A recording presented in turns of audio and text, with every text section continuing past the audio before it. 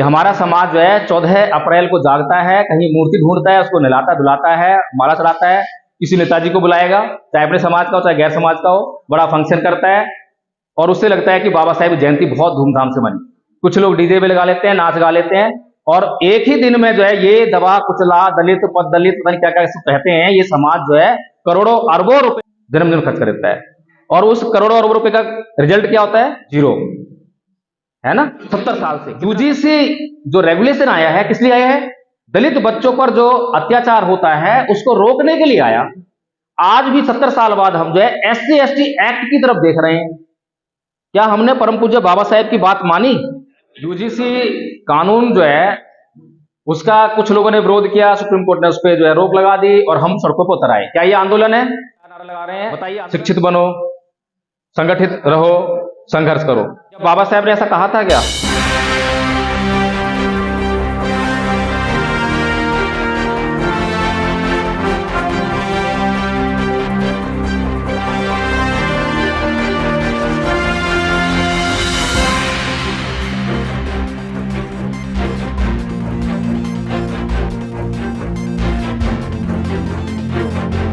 लोगों को अपनी चीजों की सुरक्षा करनी है तो उसके लिए इंतजाम करना पड़ेगा, नहीं तो खतरा तो है ही है। तो संविधान बिल्कुल ठीक कहा आपने। जब संविधान बनाया गया, जिन हाथों में संविधान सौंपा गया, जिन लोगों के हाथों में सौंपा गया, उन्हीं की नीयत सही नहीं थी, उन्हीं की नीयत सही नहीं थी। क्योंकि एक बात सोचिए कि जिस व्यक्ति को दुनिया सलाम कर रही है, खाली हम लोग नहीं, हम लोग तो खैर उनके भक्त इसलिए बन गए क्योंकि हम उनके समाज से हैं, हमारे पर बहुत एहसान है, लेकिन दुनिया ने जो क्या कहा उनको, अमेरिका ने उनको दुनिया का सूरज बोला, है ना। अमेरिका ने ही उनको जो है द सिंबल ऑफ नॉलेज बोला। ये कोई मामूली उपाधि तो नहीं है। दुनिया में इतने विद्वान हैं, क्या किसी और को ऐसी उपाधि दी है क्या? किसी को भाई? तो ऐसा विद्वान जो है अगर चुनाव लड़ता है कहीं से, तो उसके सामने किस चुनाव लड़ना चाहिए? किसी को चुनाव लड़वाना चाहिए? लड़वाना भी नहीं चाहिए।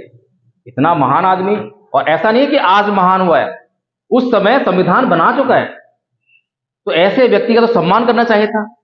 लेकिन मैंने कहा, आदरणीय जी ने कहा कि जब वो संविधान बनकर तैयार हुआ तो वो ऐसे हाथों में सौंपा गया जिनकी मानसिकता में खोट थी, जो ऐसे अपने विद्वान, अपने देश के विद्वान का सम्मान नहीं कर सकते, तो वो कैसे जो सम्मान कर रहे हैं।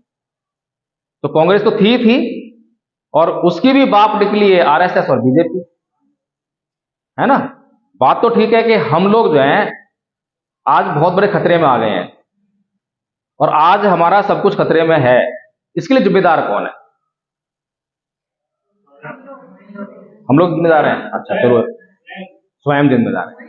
आज जो है हमारे बीच में तमाम लोग आकर, हमारे नेता लोग मंचों पे आके ज्यादातर यही बातें करते हैं, हमारा संविधान खतरे में है, हमारा आरक्षण खतरे में है, हमारा लोकतंत्र खतरे में है, हमारे अधिकार खतरे में है, यही बातें बोलते हैं। और जिन लोगों को हम बुद्धिजीवी मानते हैं वो भी यही बात बोलते हैं। लेकिन इसके लिए जिम्मेदार कौन है? पिछले 70 साल पहले जो है एक अकेला अम्बेडकर था, अकेला अम्बेडकर था ना, और उनका विरोध करने वाले कौन थे? कोई मामूली आदमी नहीं थे, कोई मामूली आदमी नहीं थे। सरदार वल्लभ भाई पटेल मामूली थे, गांधी, नेहरू, है, ये तो मुख्य नाम है, इसके अलावा पूरी फौज थी। लेकिन उस इतनी बड़ी फौज से और अकेले आदमी ने लोहा लेते हुए हमें सारे हक अधिकार दिला दिया, हक अधिकार। और आज कितने लोग पढ़े लिखे हैं समाज में? करोड़ों लोग पढ़े लिखे हैं, करोड़ों लोग पढ़े लिखे हैं, और मामूली पढ़े लिखे नहीं है। सुप्रीम कोर्ट तक जितने भी जज हैं सारे पढ़े लिखे हैं, सारे IAS IPS सब पढ़े लिखे हैं, सारे जितने भी MLA MP सब पढ़े लिखे हैं, गवर्नमेंट एम्प्लॉय सारे पढ़े लिखे हैं। और फिर भी चारों तरफ से आवाज आ रही है कि हमारा संविधान खतरे में है। दोषी कौन? आपने तो कह दिया हम कौन है? ये हम है कौन? मैं एक बात और आपके सामने रखना चाहता हूं। वो बात है कि हम कौन सा खाना खाते हैं। जो हम जिंदा रहने के लिए खाना खाते हैं, वो असली खाना खाते हैं या नकली खाते हैं? असली खाते हैं ना, जब भी जिंदा है। नकली खाएंगे, प्लास्टिक से खाएंगे तो मर जाएंगे, सीधी सी बात है। मिशन मूवमेंट का कौन सा खाना खाते हैं? मिशन का, नकली या असली? असली खाते हैं मिशन मूवमेंट का, जो आप खा रहे हो। मैं बता दूं पहले असली खाना क्या है। असली खाना है त्याग, समर्पण और बलिदान का। त्याग समर्पण बलिदान का असली खाना है। क्या समाज ये वाला खाना खाता है? किस चीज का खाना खाता है? नकली खाना खाता है ना। तो नकली खाना क्या हुआ? नकली खाना है लोभ, लालच और निजी स्वार्थ का। कौन सा खाना खाया समाज ने? अपने तक सीमित हो गया। और जब से बाबा साहब ने मिशन शुरू करा है, अपना ये जो है संविधान हमारे हाथ में दे दिया, तब से क्या नारा लगा रहे हैं? शिक्षित बनो, संगठित रहो, संघर्ष करो। क्या बाबा साहब ने ऐसा कहा था क्या? एजुकेट का मतलब क्या होता है? शिक्षित बनो, शिक्षित बनो होता है क्या? सही है ये? शिक्षित करो, सीधी सी बात है, वर्ब है। तो वर्ब जो है कुछ करने के लिए बोलती है। अच्छा, शिक्षित बनो और शिक्षित करो में क्या फर्क है? कुछ फर्क है या नहीं है? क्या फर्क है? बस देखिए, दिशा पता लग गई हमें। अब तक हमारा जो है उद्धार क्यों नहीं हो पा रहा? क्योंकि हमने सोचा कि शिक्षित बनो, हम शिक्षित बन गए और अपने बच्चों को भी कर लिया, लेकिन समाज को नहीं करा। क्योंकि बाबा साहेब किसके लिए काम कर रहे हैं? अपने लिए, समाज के लिए। तो दूसरों को किसके लिए काम करने के लिए? अपने लिए, दूसरों के लिए। सीधी सी बात यही है। तो यानी कि हमारी जो है, हमारे सोचने समझने में कहीं ना कहीं बहुत भारी गड़बड़ है। हम चीजों को अच्छी तरह से सोच नहीं पा रहे, समझ नहीं पा रहे, जिसकी वजह से हम किसी को कुछ मान रहे हैं और किसी का कुछ होते जा रहा है। ऐसे ही दूसरा शब्द क्या है? एगिटेट। इसका हिंदी अर्थ क्या है? एगिटेट का मतलब है, बताइए। संघर्ष होता है? संघर्ष होता है पक्का? अच्छा, अच्छा, स्ट्रगल का हिंदी क्या होता है? स्ट्रगल का है आंदोलित करो, आंदोलित करो होता है। अब ये आंदोलित करो क्या होता है? कैसे आंदोलित करें? जैसे कि अभी भीम आर्मी कर रही है सड़कों पे उतर के, यही आंदोलन हो गया। अभी जो है हमने क्या नाम है, यूजीसी वाला कानून, उस यूजीसी कानून जो है उसका कुछ लोगों ने विरोध किया, सुप्रीम कोर्ट ने उस पर जो है रोक लगा दी और हम सड़कों पर उतर आए। क्या ये आंदोलन है? बताइए, आंदोलन है? छोटी सी कहानी के माध्यम से सुनाया था, है ना। दो स्टूडेंट हैं, एक ही क्लास में पढ़ रहे हैं, सामाजिक ज्ञान का विषय है या हिस्ट्री का लगा लीजिए। उसमें एक घटना का जिक्र है कि उनके जिले में जो है किसी गांव में इतने घर दलितों के, उनके ही समाज के, जला दिए गए, इतने लोगों की हत्या कर दी गई, उत्पीड़न हुआ, इतनी हानि हुई। अब ये घटना को जो है दोनों बच्चे पढ़ रहे हैं। एक बच्चा पढ़ता है अच्छी तरह से, एक एक फैक्ट को याद कर लेता है। वो गांव कितनी दूर है यहां से, कौन से जिले में है, कौन सी संख्या है, कितने लोग मारे गए, कितनी हानि हुई, एक एक चीज को अच्छी तरह याद कर लेता है। एग्जाम में वो आती है चीजें और वो लिखकर जो है अव्वल नंबर लेकर आता है। फिर कॉम्पिटिटिव एग्जाम पास किया, वो भी कर लेगा पास, जब इतने अच्छे पढ़ाई कर रहा है तो, और वो नौकरी लग गया और मौज बहार की जिंदगी। ठीक है जी। अब दूसरा बच्चा जो है वो भी उसी कहानी को पढ़ रहा है, घटना को पढ़ रहा है, लेकिन वो पढ़ रहा है तो पढ़ते ही उसके तन बदन में आग लग जाती है। ये क्या हुआ? मेरे समाज के लोगों पर अत्याचार हुआ, कैसे हुआ, इसे मैं कैसे रोकूं? क्योंकि मैं भी समाज का हिस्सा हूं। आज उन पे हुआ है, कल मुझ पर भी हो सकता है। मैं इसके लिए क्या करूं? अब बताइए आंदोलन कहां पर है? ये सीधी सी बात है। तो आज तक जो है हमने आंदोलन करा या आंदोलन का दिखावा करा?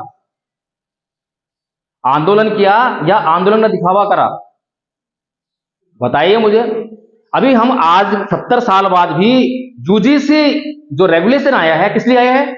दलित बच्चों पर जो अत्याचार होता है उसको रोकने के लिए आया। आज भी 70 साल बाद हम जो है SC ST एक्ट की तरफ देख रहे हैं। क्या हमने परम पूज्य बाबा साहेब की बात मानी?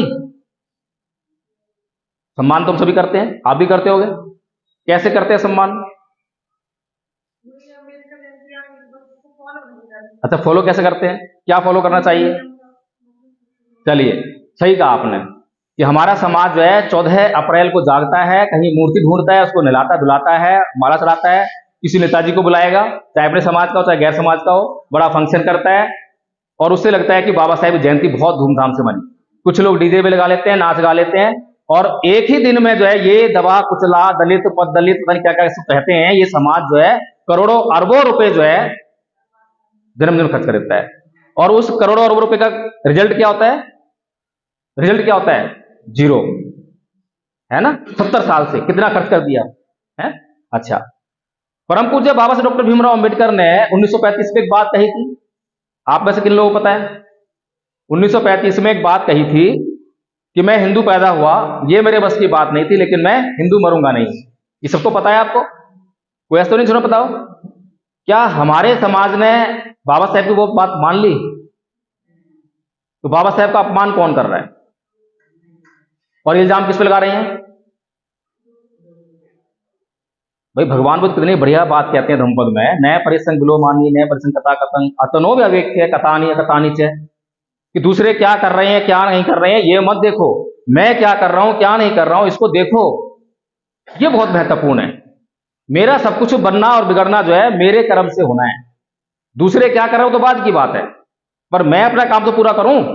तो पहला काम जो बाबा साहेब ने कहा कि हिंदू धर्म छोड़ दो, क्या हमारे समाज ने तो छोड़ा? नहीं छोड़ा। आज हमारे ऊपर अगर दलितों के नाम पर, एससी एसटी के नाम पे अगर अत्याचार हो रहा है तो वो किस वजह से हो रहा है? ताकत कहां से मिल रही है उनको अत्याचार करने की? कहां से मिल रही बताइए मुझे। अगर आज हमारा समाज कहीं उस पर अत्याचार हो जाए और पुलिस थाने जाए रिपोर्ट लिखाने के लिए, पुलिस वाले उसकी रिपोर्ट नहीं लिखते हैं, नहीं लिखते ना, फिर वो तंग आके जब कोर्ट जाएगा, कोर्ट में न्यायाधीश नहीं सुनता उसकी, जो है सुन भी ले रिपोर्ट लिख भी जाए तो आगे न्याय नहीं मिलता है। क्यों नहीं मिल रहा है? कारण क्या है? शासन।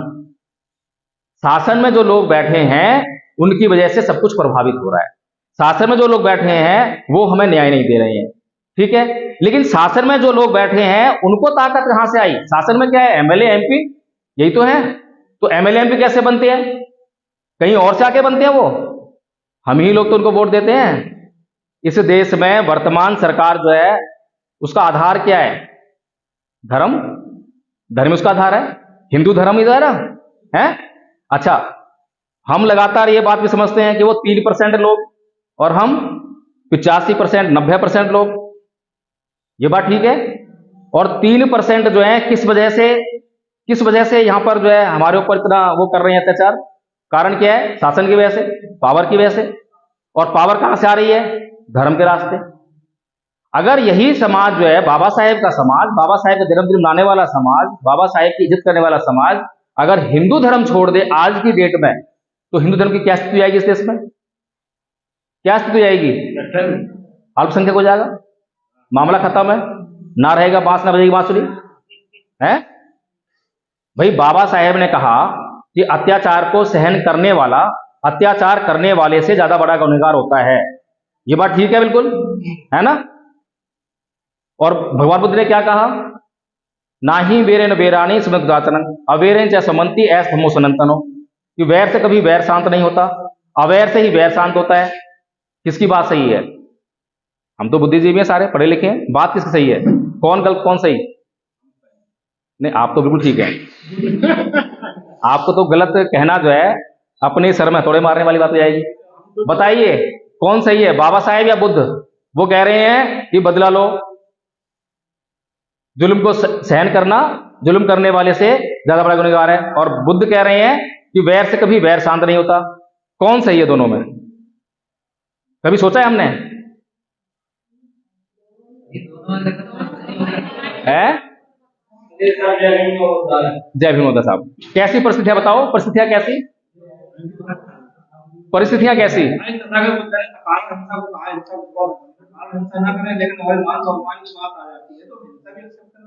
लेकिन हमने क्या समझा इससे? हमने तो बुद्ध को इसलिए नकार दिया ना। आज जो अम्बेडकरवादी लोग हैं इसीलिए कहते हैं बुद्धवाद में पहले जो है अम्बेडकरवाद हो गया।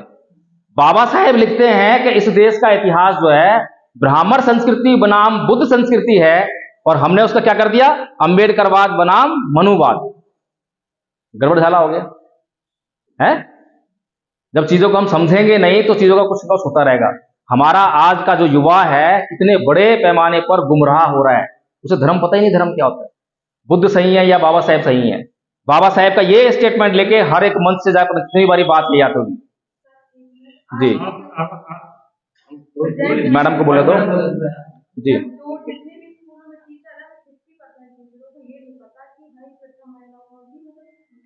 हाँ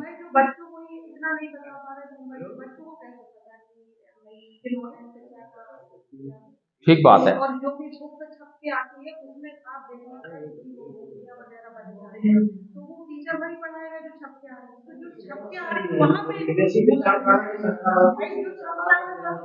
आदरणीय जी, मैं इसी बात का इलाज बताने आया हूँ।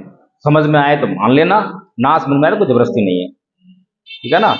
जब से हमने काम शुरू करा है बड़ी हलचल हो गई है, और अभी पीछे मिलकर गया हूँ और इतना दूर होके आया हूँ, 2-3 गांव में, 4-5 गांव में लगा के आया हूँ मीटिंग, बहुत बढ़िया रिजल्ट आया है। तो हमें बीमारी जो है ना, बीमारी जब बीमार हो जाए और हम कहें कि खूब घी खा, दूध पी, अच्छी अच्छी सब्जी खा, तो उससे बीमारी दूर होने वाली नहीं है। बीमारी का कोई ना कोई कारण होता है, बीमारी के कारण को नष्ट करना होता है। अगर बीमारी का कारण नष्ट कर दिया तो फिर स्वास्थ्य मिलने लग जाएगा, सीधी सी बात है, और नॉर्मल खाना खाने से मिल जाएगा। इसीलिए हमारे समाज के मिशन मूवमेंट में जो बीमारी है उसको पहचानना पड़ेगा। हमारे समाज के मिशन मूवमेंट में 4 लोग बहुत बड़ी बीमारी हैं। पहला है सामाजिक बेईमान राजनेता, दूसरा है सामाजिक बेईमान बुद्धिजीवी, चौथा है सामाजिक बेईमान बौद्ध भिक्षु, तीसरा और चौथा है सामाजिक बेईमान मीडिया। ये 4 लोग जो है हमारे समाज को गुमराह कर रहे हैं बहुत बड़े पैमाने पर। जो समझना चाहिए वो समझते नहीं है। तो मैं कह रहा था कि कौन सही है, बुद्ध सही है या बाबा साहेब सही है। हमारा कोई भी महापुरुष कभी भी गलत हो ही नहीं सकता, इस बात का मुझे यकीन है। परम पूज्य बाबा साहेब डॉक्टर भीमराव अंबेडकर के ऊपर भी बचपन से अत्याचार हो रहे हैं, हो रहे हैं। क्या कभी उन्होंने किसी भी अत्याचारी के खिलाफ ईंट उठाई, लाठी उठाई?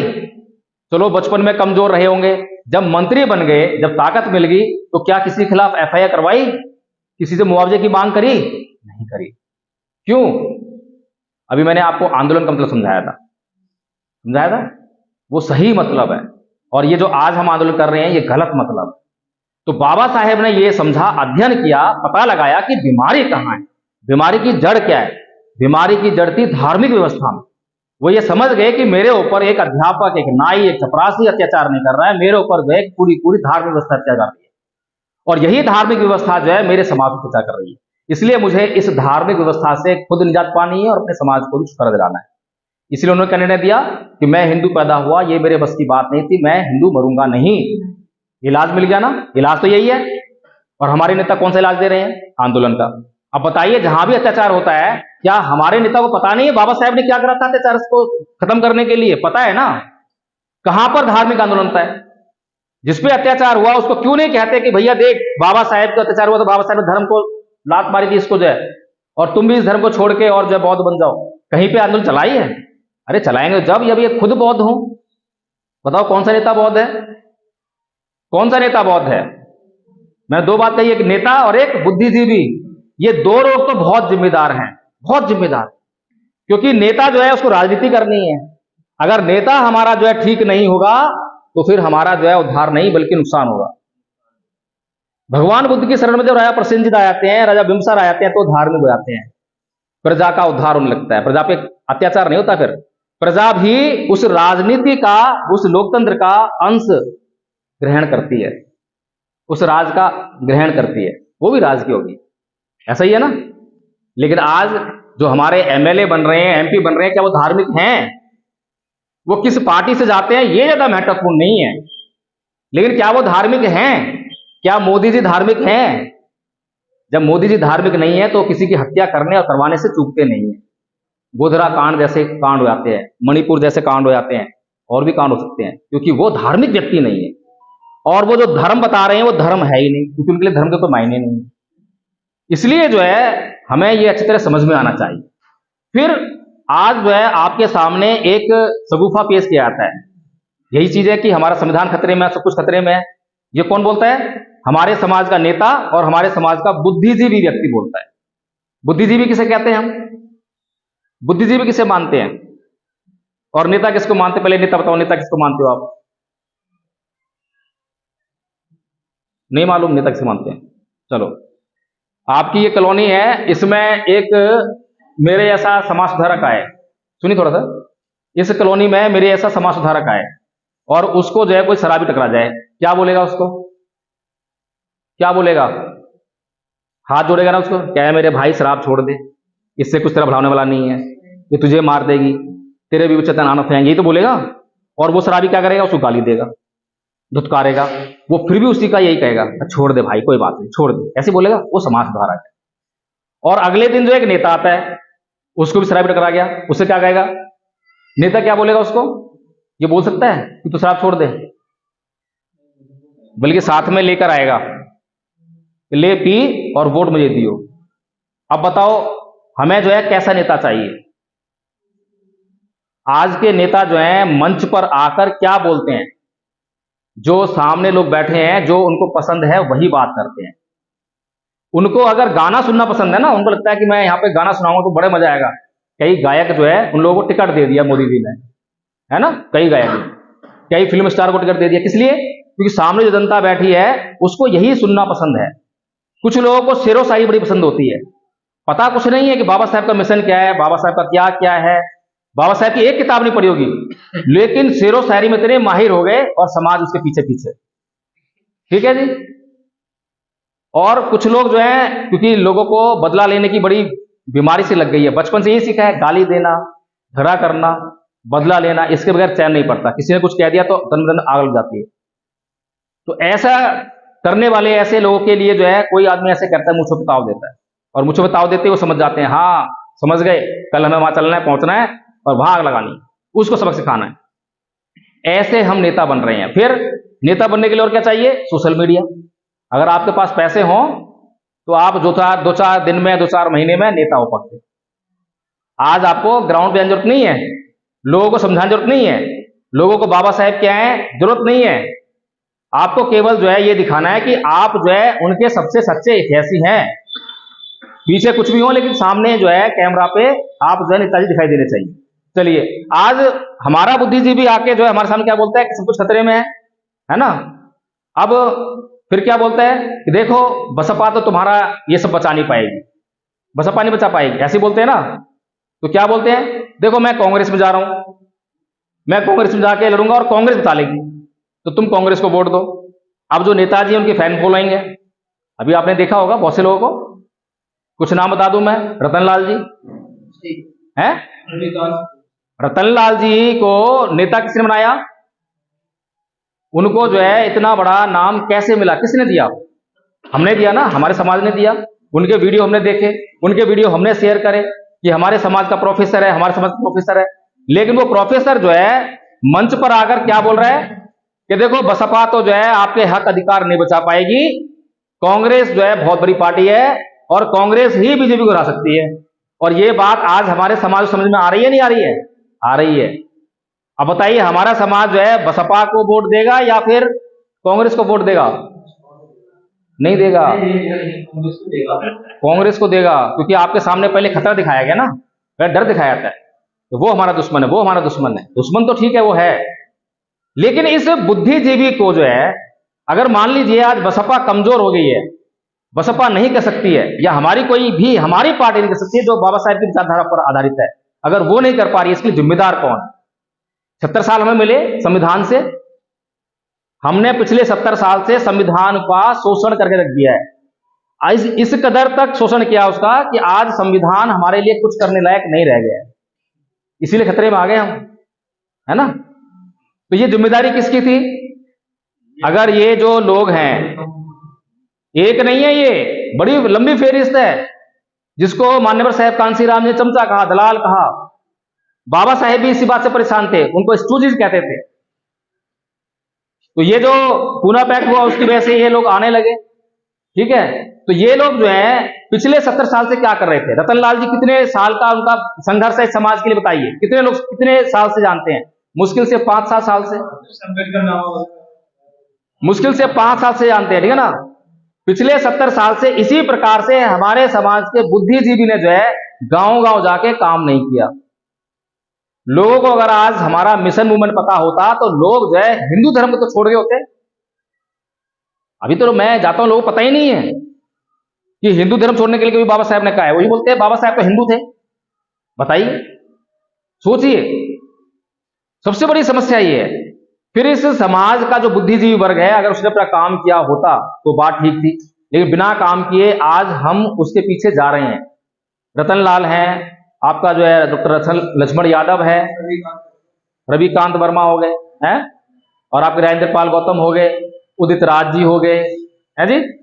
तो मेरा कहने का मतलब यह है कि आज हम क्या करें, अब हमारे पास क्या समाधान है, क्या आप लोगों के पास कोई समाधान है? अच्छा ये बताइए, सबसे पहले आप सभी कह रहे थे कि आप सभी जो है बाबा साहेब का सम्मान करते हो, आप में से जो है हिंदू कितने लोग हैं? ईमानदारी से बोलना। कोई नहीं है। अच्छा, हिंदू कोई नहीं है? कोई भी नहीं है, पूरे हिंदू बैठे यहाँ पे जवान रूप से चलो चलो कोई बात नहीं, कोई बात नहीं, देखो कोई बात नहीं, सारे हिंदू बैठे हैं, कोई बात नहीं, हमें इस बात से कोई दिक्कत नहीं है। लेकिन ये समझ लेना चाहिए कि हम जो है बुद्धिजीवी वर्ग से आते हैं, पढ़े लिखे हैं, समझदार हैं, और कहीं ना कहीं चाहे एक आदमी चाहे 10 आदमी हमारा कहीं ना कोई अनुसरण करता है, जो हम करते हैं। हाँ हाँ, देखिए एक मिनट और रुक जाओ।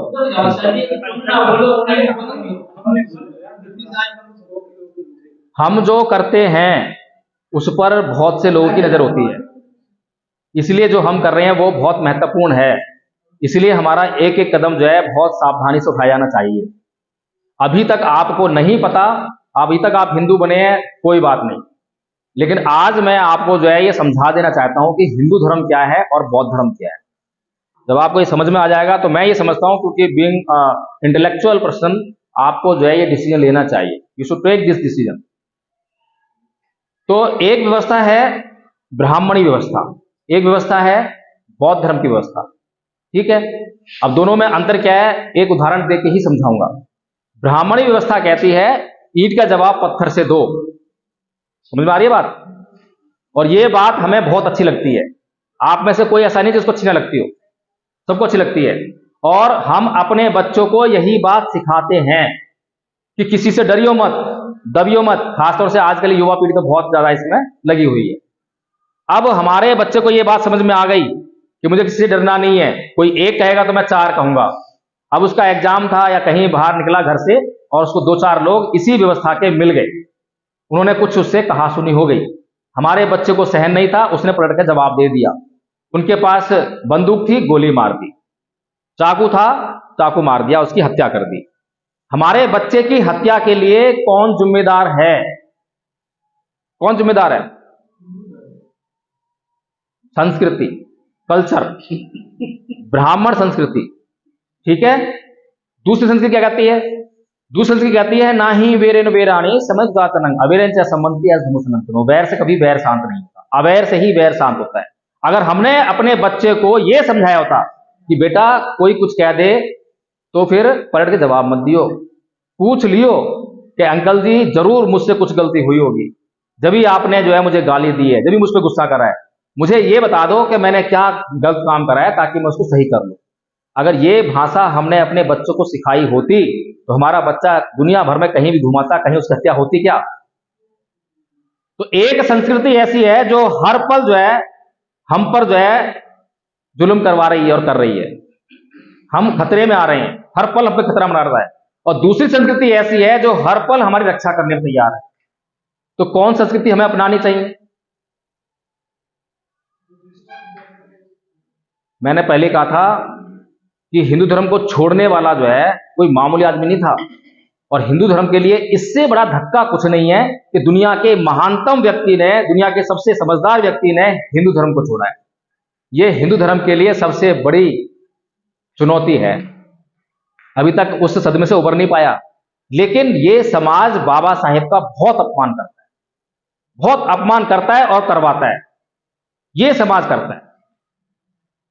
भगवान बुद्ध जो है एक एक बात जो भी कह रहे हैं वो यूनिवर्सल ट्रुथ है, वो नेचुरल रूल है, नेचुरल प्रिंसिपल है। वो भगवान बुद्ध कहते हैं अकोछी मंग अवधि मंग अजीनी मंग आहासी में ये चतंग पहनती वेरंग के संग न सम्मति। उसने मुझे मारा, उसने मुझे डांटा, उसने मुझे लूट लिया, उसने मुझे जीत लिया, जो ऐसी बातें अपने मन में बनाए रखते हैं उनका वैर कभी शांत नहीं होता। ये बात कैसी लगी आपको? इस बात से कौन इनकार कर सकता है? कोई हिंदू, मुसलमान, ईसाई, बताइए मुझे, कौन इनकार करेगा? किसके लिए जरूरी नहीं है ये? है? सबके लिए जरूरी है ना? अच्छा, आप लोग जो है सारे धार्मिक हैं, कोई अधर्मी तो नहीं है? सारे धार्मिक हैं आप लोग? अच्छा, आप लोग गुस्सा कितने लोग करते हैं? सभी करते हैं, कोई बात नहीं। और गाली कितने लोग देते हैं? ये भी करते ही होंगे, जब भी आती होगी, हर पल तो कोई नहीं देता, करते हैं। तो ये जो गाली देना धर्म होता है क्या? गुस्सा करना धर्म होता है? अच्छा, एक आदमी जब लोटा उठा के मंदिर जाता है, जल चढ़ाता है, धूपबत्ती करता है, आरती करता है ना, तो उसको हम कहते हैं ये हिंदू धर्म का व्यक्ति है, ऐसे बोलते हैं। एक व्यक्ति मस्जिद जाता है, रोजे रखता है, नमाज पढ़ता है, उसे हम कहते हैं ये मुसलमान धर्म का व्यक्ति है, ऐसा ही है।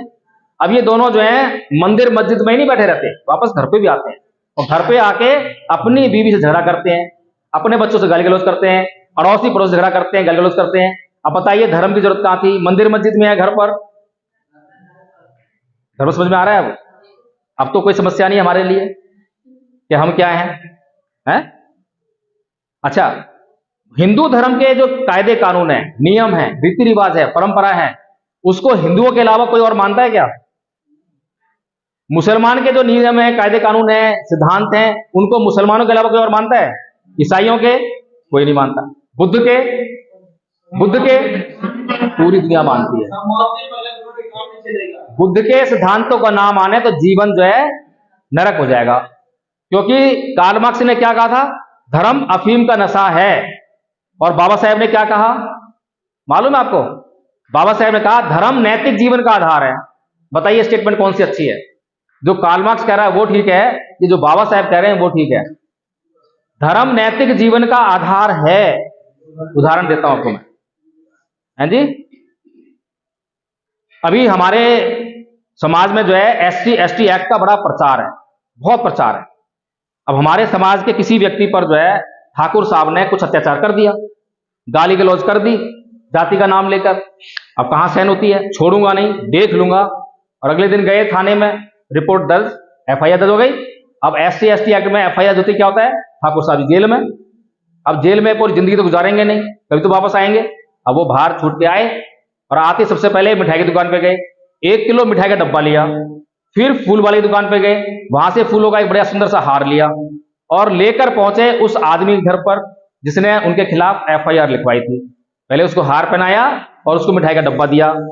महाराज बहुत बहुत धन्यवाद, आपने तो मेरी आंखें खोल दी, मैं तो जातिवादी अत्याचार कर रहा था, आज से मैं जातिवादी अत्याचार नहीं करूंगा, मेरी आंखें खुल गई हैं।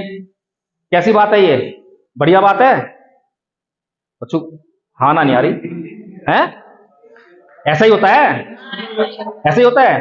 क्या बात कर रहे हो? अगर ऐसे होता है, अगर ऐसे होता तो सारे ठाकुर सुधर गए होते हैं, ये जातिवाद बंद हो गया होता। ऐसा नहीं होता। कोई भी आदमी जातिवादी अत्याचार होने के बाद, करने के बाद, FIR दर्ज होने के बाद जेल से कोई आ जाए तो उसकी दिल में आग लग जाती है, बदले की भावना जग जाती है। बाबा साहेब को हमने पागल साबित करने की कसम खा रखी है, क्योंकि बाबा साहेब ने संविधान कब दिया? 1950 में, याद है? धर्म कब दिया? 56 में, 6 साल बाद। अगर संविधान और संविधान के द्वारा बनाए गए कानून हमारी हर समस्या का हल होते तो क्या बाबा साहेब को पड़ी है मतलब कि हिंदू धर्म छोड़ के बौद्ध धर्म अपनाते? सोचिए। और बौद्ध धर्म अपनाने के बाद क्या बोल रहे हैं कि बौद्ध धर्म ही मेरे समाज की सभी समस्याओं की एकमात्र दवा है, एकमात्र हल है। लेकिन हमारे समाज का नेता, हमारे समाज का बुद्धिजीवी, वो हमें इन बातों को नहीं बताता है। आके नेताजी क्या बोलेंगे? बाबा साहेब ने कहा है कि राज सत्ता वो चाबी है जो आपकी सभी समस्याओं का हल है, ये बोलेगा। आधी अधूरी बात बोलेगा, पूरी बात नहीं बोलेगा। ये रानी सत्ता चाबी तो है, हमारी हर समस्याएं सरकार से ही पैदा हो रही हैं, ये बात ठीक है, लेकिन सरकार कैसे बनेगी ये तो बाबा साहेब ने बताया है। वो क्यों कहता? बाबा साहेब ने कहा कि रानी सत्ता हासिल करने के लिए सामाजिक और धार्मिक आंदोलन करने पड़ेंगे, गैर राजनीतिक जड़ें मजबूत करनी पड़ेंगी। ये कहा था नहीं कहा था बाबा साहेब ने? तो बहुत सुनते हो गए आप, कांसी राम जी कह रहे हैं, ये बाबा साहेब की बात है। बाबा साहेब ने जितनी भी बातें कही, कांसी राम जी ने कोई किताब लिखी एक के सिवाय? कोई और किताब तो नहीं लिखी? कोई और रिसर्च तो नहीं करी? क्योंकि रिसर्च पहले ही हो चुकी है, सारी योजना पहले ही तैयार है, बस अब तो उसको समझकर जो है इंप्लीमेंट करने की बारी है। लेकिन हम लोग जो हैं उसको पढ़ ही नहीं रहे हैं। अक्सर होता ये है कि जो महापुरुष जिन लोगों के लिए जो बात कहता है, जो बातें लिखता है, किताबें लिखता है, उसको वे लोग ही नहीं पढ़ते, बाकी जिन लोगों के लिए नहीं कहता, जिन लोगों के लिए नहीं लिखता, वो लोग पढ़ लेते हैं। कार्ल मार्क्स का सिद्धांत क्या था?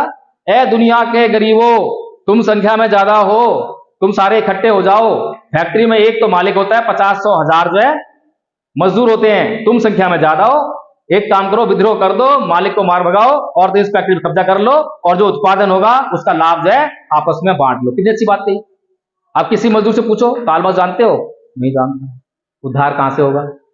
ऐसे ही परम पूज्य बाबा साहब डॉक्टर भीमराव अंबेडकर ने इस समाज के लिए जो भी समस्याएं हैं हर एक बात का समाधान दिया हुआ है, लेकिन कितने लोगों ने पढ़ा है?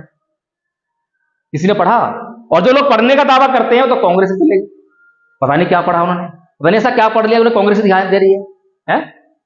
उन्हें सपाई दिखाई दे रही है, किसी को बीजेपी भी दिखाई दे रही है। समझ में नहीं आ रहा क्या पढ़ रहे हैं वो, कौन सा मिशन पढ़ के आए हैं, बाबा साहेब की कौन सी बात, कौन सी किताब पढ़ के आए हैं, बताइए आप मुझे। है अब बाबा साहेब जो है SC ST एक्ट मजबूत करने की बात कर रहे हैं या द एनिहिलेशन ऑफ कास्ट की बात कर रहे हैं? क्या कह रहे हैं? जाति का बीजनाश करने की बात कर रहे हैं? कर रहे हैं नहीं कर रहे?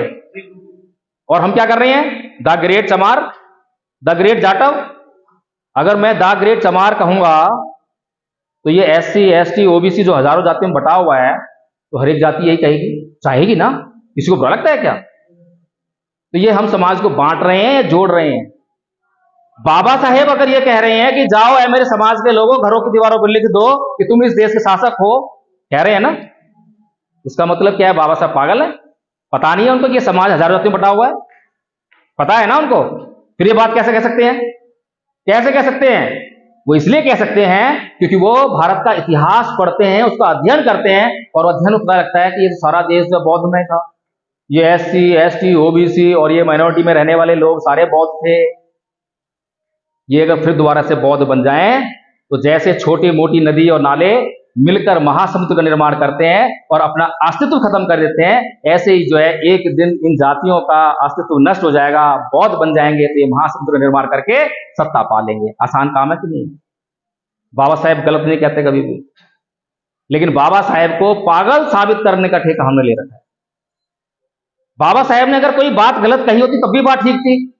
बौद्ध धर्म को शरण ग्रहण करने के लिए कहा है, बौद्ध धर्म में कोई एक बुराई बता दो कि बौद्ध धर्म में बुराई क्या है, बौद्ध धर्म कहां तुम्हारे को हानि करता है, कोई बता सकता है क्या? है बताइए मुझे। एक बार की बात है कि भगवान बुद्ध जो है ध्यान कर रहे थे और उनके पास एक आदमी आया, आके बोला कि भगवान बुद्ध कितना अच्छा हो, दुनिया में बहुत सारे कांटे बिखरे पड़े हैं जगह जगह, सारी दुनिया में हम अगर चरम बिछा दें, चमड़ा बिछा दें तो किसी को कांटे नहीं चुभेंगे। कितनी अच्छी बात कही, अच्छी बात कही, गलत बात कही?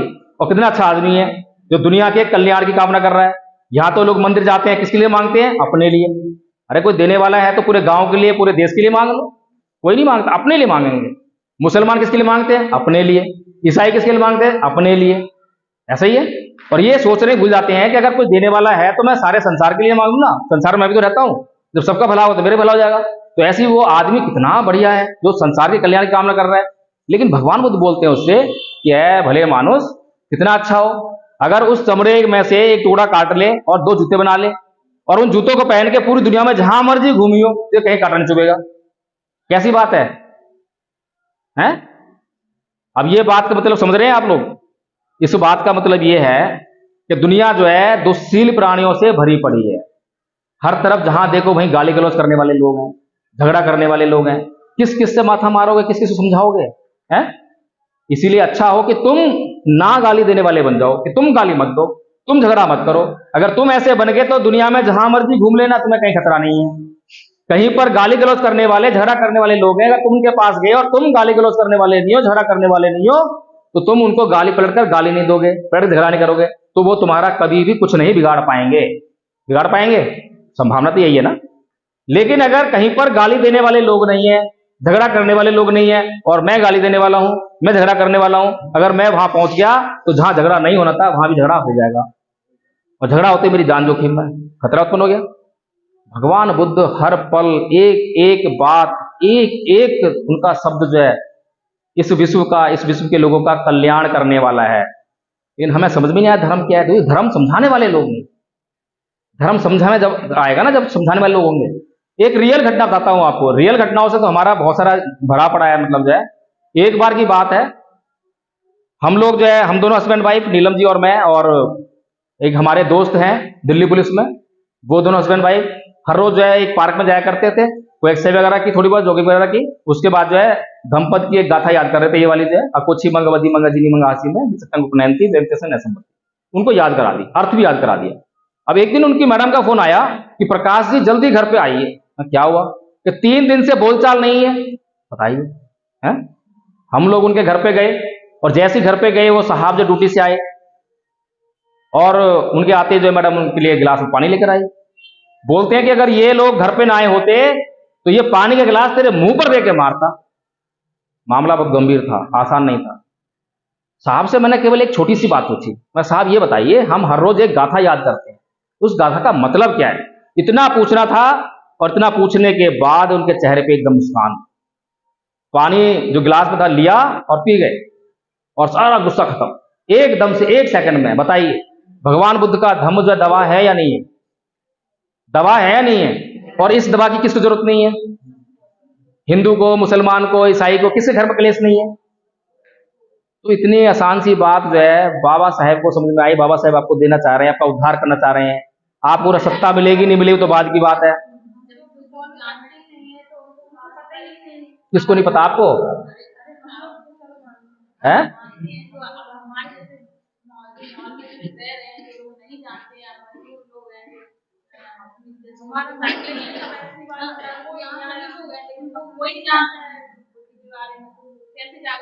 जहां पर हमारे बाबूजी रहते हैं, क्या नाम है उनका, राम जी नहिरवार जी, और वो इतने बड़े ज्ञाता हैं बुद्ध धर्म के।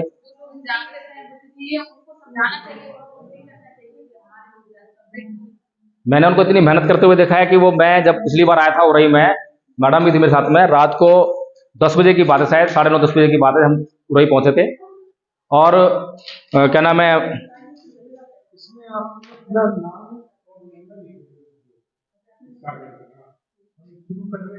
हाँ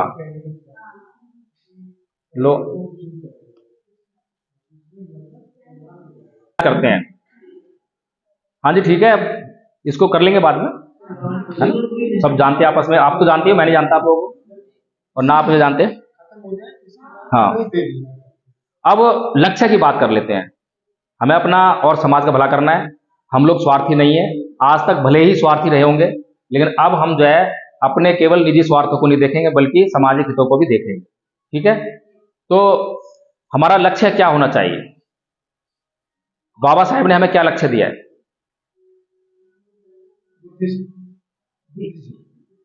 बाबा साहेब ने लक्ष्य दिया है भारत को बौद्धमय करना। फिर कुछ लोग पूछते हैं, अरे यार तुम बुद्धम बुद्धम चिल्लाते हो, यहां तो लोग गरीबी में पड़े हुए हैं, यहां सरकार हमारे ऊपर चढ़ी हुई है, हमारे अधिकार छीन रही है, तो क्या करें? तो क्या इलाज है? क्या करें? अब भारत को बौद्धमय करें, या पहले अपनी रोजी रोटी देखें, या पहले सरकार का जो है इंतजाम करें? क्या करें?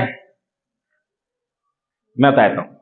देखिए, एक एक कोई भी जो है आइटम होती है, मेन आइटम, कोई भी काम करते हैं हम जो है, तो उसके कुछ बाई प्रोडक्ट होते हैं। काम तो हम कुछ कर रहे हैं, उसको करते करते जो है कुछ काम अपने आप हो जाते हैं। जैसे कि मान लो, उदाहरण देता हूं मैं, ये दरवाजा बनाना था मुझे, इसके लिए मैं लकड़ी लेकर आया। अब लकड़ी सारी तो लग नहीं जाएगी, कुछ एक्स्ट्रा आ गई, तो उस एक्स्ट्रा में से मैंने कोई चेयर बना ली या स्टूल बना लिया।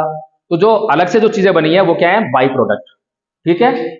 ऐसे ही जो हमारा लक्ष्य है, जो बाबा साहेब ने निर्धारित किया है कि भारत को बौद्धमय करेंगे, तो भारत को बौद्धमय करने के कुछ बाई प्रोडक्ट्स हमें मिलेंगे। वो क्या होगा? पहला, राजनीतिक सत्ता, सत्ता मिलेगी मिलेगी।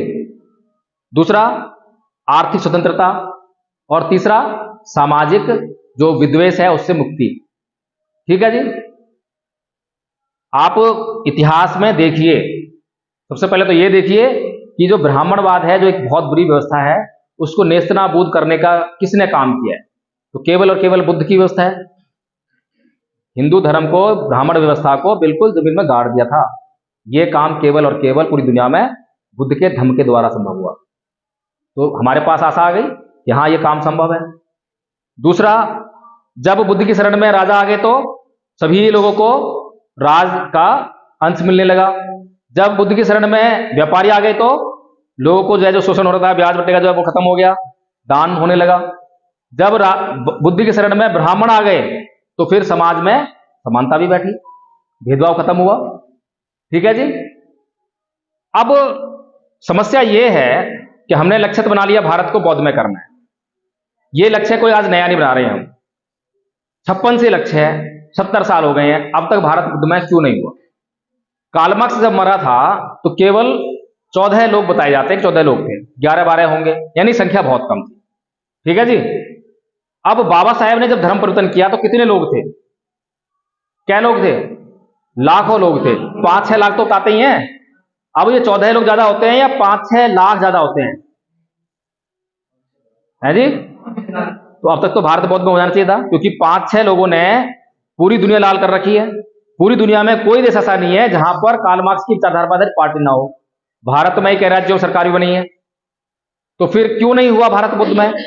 कभी सोचा है आप लोगों ने? जो लोग नहीं है बौद्ध, वो तो मैं उनसे खैर कुछ नहीं कह सकता, लेकिन जो लोग बौद्ध हैं ये उनके लिए बड़ा चिंतन का विषय है, और जो लोग आज के बाद बौद्ध बनेंगे उनके लिए भी है। तो क्यों नहीं हुआ भारत बौद्ध में? कभी सोचा है किसी ने? चलिए पीछे लौटते थोड़ा सा, बुद्ध के समय में जाते हैं। बुद्ध के समय में और उनके बाद जब सम्राट अशोक ने प्रचार प्रसार किया बौद्ध धर्म का, तो ये जम्बू द्वीप जो अफगानिस्तान और उससे भी आगे कहीं रहा होगा, बहुत बड़ी भूमि थी, ये सारा सारा बौद्धमय था, बौद्ध ही बौद्ध थे। अब ये एकदम से बौद्ध धर्म कहां चला गया? कौन खा गया इसको? बताओ जरा मुझे। कारण ये रहा, अटैक तो इस्लाम पे भी हुआ और बौद्ध धर्म पे भी हुआ, लेकिन बौद्ध धर्म विलुप्त हो गया और जो ब्राह्मण धर्म था वो बचा रह गया।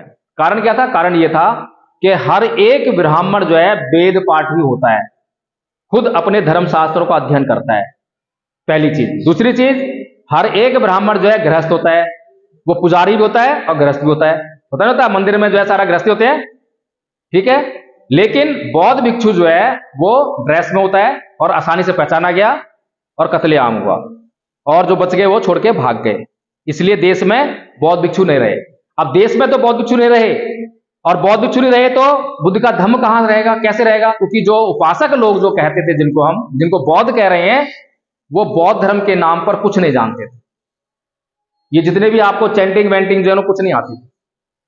ये जो हम आज नमन तिसम करते हैं उस समय कुछ नहीं होता था, ये तो बहुत बाद में जो है बुद्ध की पूजा जब स्टार्ट हुई जब शुरू हुई है। समझ रहे हैं आप? जो है यानी कि बौद्ध भिक्षुओं ने इस धम्म को अपने तक सीमित कर लिया। और आपको जान के आश्चर्य होगा कि विनय पिटक तो हमें पिछले 50 साल पहले ही उपलब्ध हुआ है, उससे पहले तो विनय पिटक के बारे में किसी को पता ही नहीं है, किसी गृहस्थ को नहीं पता। समझ में आ रही है बात आपको?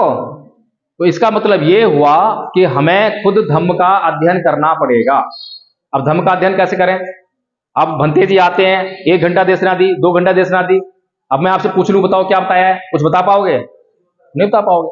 मैं यहां बोल रहा हूं अभी 1 घंटा हो गया होगा बोलते बोलते, कुछ पूछूं कि कितनी बात बताई तो एक आध पता लग जाएगी तुम्हारे को, जो स्ट्राइक करी होगी माइंड में, बाकी सारे तास्ते। इसका मतलब क्या है? हम जब प्राइमरी स्टूडेंट्स होते हैं, बच्चे होते हैं, क्या करवाते हैं? रटवाते हैं, उनको रटवाते हैं ना, ये याद करके लियो, ये वाला पाठ करियो। जैसे ही वो हायर एजुकेशन पढ़ता है, पहुंचता है, तो फिर तर्क बुद्धि काम करने लगती है, फिर नहीं रटाते उसको, समझ बेटा सीख, समझ सीख, ऐसे करते हैं। तो सीधी सी बात यही है कि हमें प्राइमरी एजुकेशन बुद्धिज्म की जो है वो रटनी पड़ेगी। तो इसीलिए जो है हमने, यानी धम्म संघ ने एक कोर्स बनाया है, आचार्य जी, वो कोर्स